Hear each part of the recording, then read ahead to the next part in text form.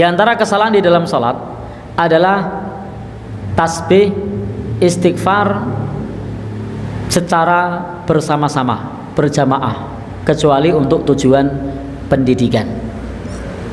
Jadi zikir berjamaah sesudah sholat dengan suara jahar bersama-sama itu tidak ada tuntunannya, kecuali untuk tujuan pendidikan, pembiasaan, itu monggo.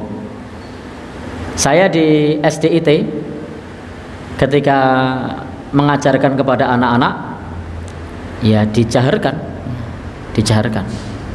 Untuk apa? Supaya bisa dikontrol mana anak yang zikir dan mana yang tidak. Itu semester awal. Nanti kalau sudah masuk semester pertengahan, itu sudah yang dijaharkan yang awal-awal saja. Yang tengah-tengah akhir tidak perlu dijaharkan.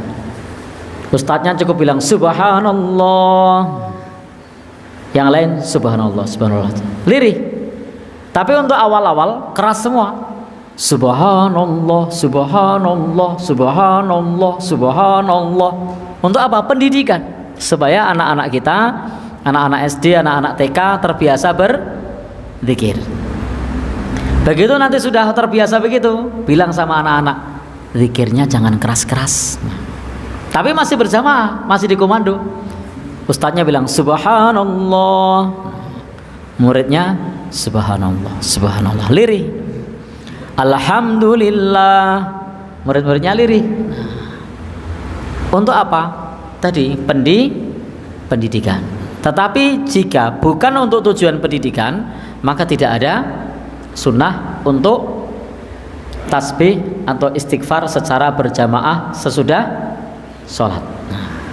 Tidak ada, tidak diperlukan untuk tasbih, istighfar, tahmid berjamaah jahar sesudah sholat. Jadi itu hanya diperlukan untuk tujuan pendidikan, bukan yang lainnya. Kalau untuk zikir maka sendiri. Karena perintahnya adalah tadarru'aw wa khifatal dunal jahri. Baik, perintahnya adalah dunal jahri, tidak dengan keras. Tidak dengan keras. Bersuara tapi tidak keras. Jadi zikir itu perintahnya bersuara tapi tidak keras.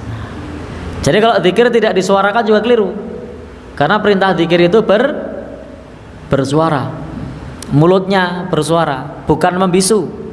Jadi zikir itu bukan membisu. Sama juga sholat itu bukan membisu, tapi bersuara. Hanya saja suaranya tidak keras. Baik.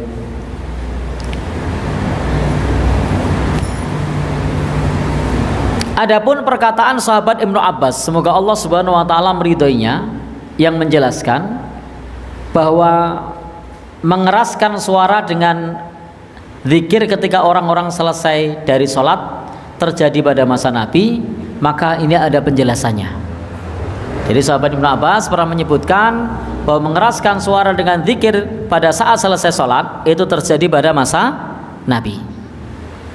Maka dalam hal ini Al-Imam Ibnu Hajar menyebutkan, Ibnu Battal mengatakan bahwa itu mengada-ada.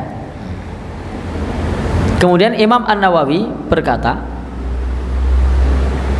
Imam Asy-Syafi'i membawakan hadis tersebut dan menjaharkannya dalam waktu sebentar untuk mengajarkan sifat zikir. Jadi bukan terus menerus. Jadi justru ini adalah dalil untuk mengajarkan sifat zikir, bukan terus menerus. Jadi riwayat Ibnu Abbas ini benar, tetapi untuk mengajarkan sifat zikir, bukan terus menerus dengan keras. Justru ini dalil kalau pendidikan. Tetapi kalau kemudian dilakukan terus menerus, maka sebagaimana yang dikutip oleh Imam Ibnu Hajar, bahwa ini adalah perkara yang mengada-ada kalau terus menerus.